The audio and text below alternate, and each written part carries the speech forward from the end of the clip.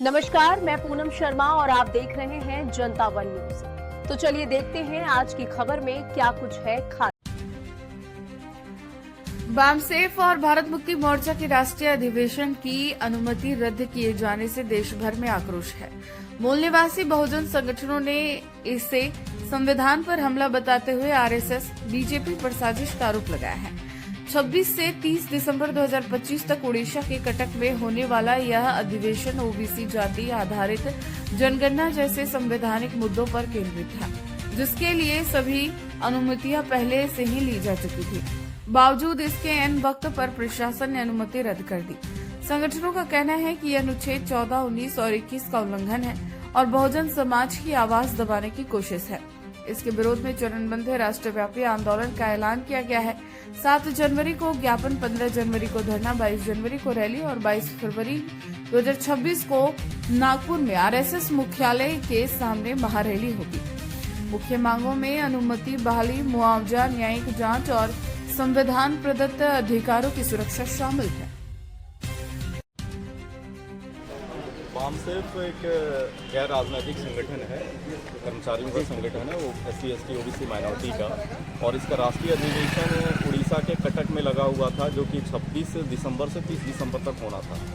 लेकिन आरएसएस और बीजेपी के लोगों ने षड्यंत्र करके जो ग्राउंड का परमिशन हमको 2 से 3 महीने पहले मिला हुआ था, उस ग्राउंड के परमिशन को रद्द करा दिया गया।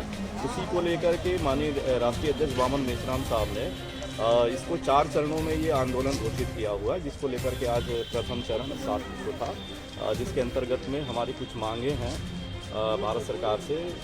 तो उसी को लेकर के कलेक्टर महोदय से हमने मिल करके ज्ञापन दिया। क्या कुछ मांगे हैं? 4 मांगे हैं। हमारी मांगे ये हैं कि चूँकि संविधान के आर्टिकल 19(1)(a) में ये कहा गया है कि सब देश के सभी लोगों को राइट टू स्पीच है।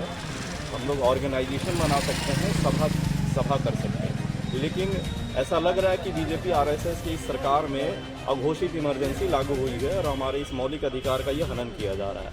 तो हम चाहते हैं कि राष्ट्रपति महोदया से कि हमारा जो भी आवेदन रद्द किया गया है के लिए सभा को लेकर के, राष्ट्रीय अधिवेशन को लेकर पुनः बहाल किया जाए और हमारे कार्यकर्ताओं के द्वारा जो मेहनत की कमाई से वहाँ पर जो खर्चे किए गए, करोड़ों रुपए हमारे नुकसान किए हैं, वहाँ की स्थानीय सरकार वहाँ पर उड़ीसा में, कटक में उसकी भरपाई करे।